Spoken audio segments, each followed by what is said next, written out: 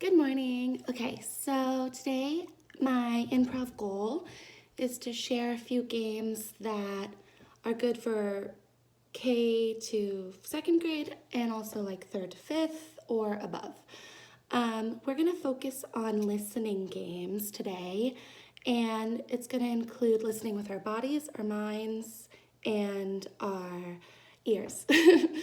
So, one of the games is called Jedi Master.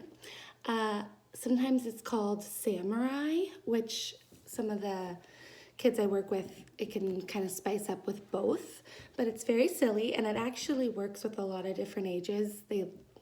It's kind of silly that way, but it's where you pretend to be a Jedi Master, or you just kind of hold this like lightsaber or the Force, depending on if you don't want to promote lightsaber violence. And you go like this above your head if you're the Jedi Master. And if you do this, whoever's looking at you has to duck. If you do this, standing straight, whoever's looking at you has to stand straight. If you push the ball forward, the Force or the lightsaber, depending, they have to lean back. And then if you put the Force under your belly button or the lightsaber, like kind of, they have to jump. And you can do different things to keep them on their toes. And it's very fun to play with the imagination part of that. And also it's good exercise. So that's more of the body listening.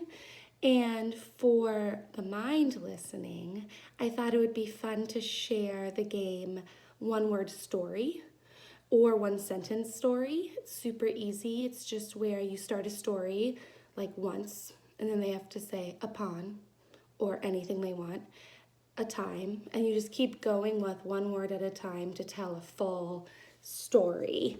I say this game could work even as young as preschool. I've done it, but you could also explore with full sentences instead, or draw pictures together while telling a story. That's another way to do it. The last one I wanted to share is mirror. It's really simple as well. I keep saying that, I'm sorry, it might not be simple. It's simple in my head because I play these so much. But it's where one person is the mirror. They move really slowly. And whoever's looking at you tries to follow you exactly. So it's like you're sharing one mirror.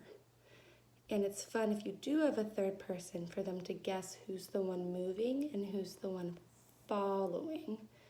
And it's all about going really slow and taking your time.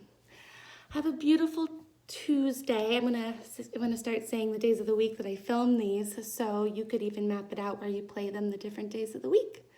Have a good day. Bye.